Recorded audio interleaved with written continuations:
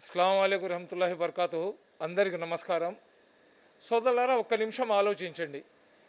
భారతదేశంలో నరేంద్ర మోడీ గారు ప్రధానమంత్రి అయిన తర్వాత ముస్లిం మహిళలకు అన్యాయం జరిగిపోతుంది.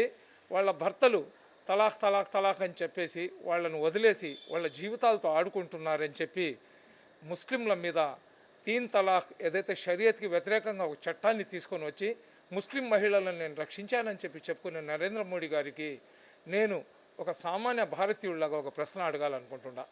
నరేంద్ర మోడీ గారు, భారతదేశంలో ప్రతి కులంలో ప్రతి మతంలో మహిళలు ఉన్నా కానీ ముస్లిం మహిళలకు పాపం మీరు వాళ్ళకి అన్యాయం జరిగిపోతుందని షరియత్కి వ్యతిరేకంగా ఒక చట్టాన్ని తీసుకొని వచ్చినారు. ఓకే, ప్రతిరోజు కొన్ని వందల మంది కొన్ని వేల మంది భారతదేశంలో మానభంగాలకు గురి అవుతున్నారు.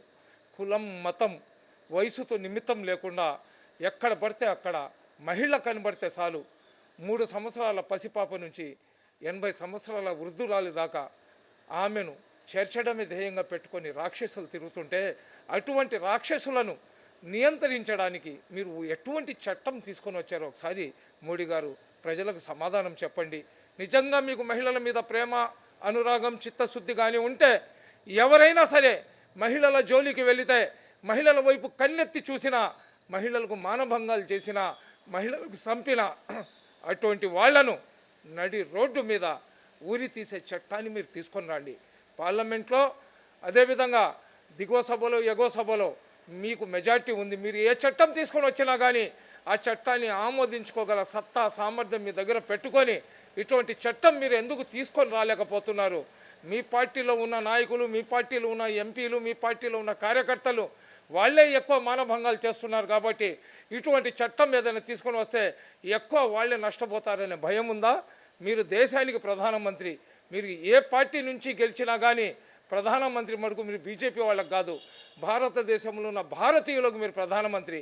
కాబట్టి దయచేసి మీకు 2 చేతులు జోడించి రిక్వెస్ట్ చేస్తున్నా, ఎవరైనా సరే మహిళలకు మానభంగాలు చేసి వాళ్లను చంపిన అటువంటి దుష్టులను నడి రోడ్డు మీద ఉరి తీసే చట్టాన్ని తీసుకొని రండి.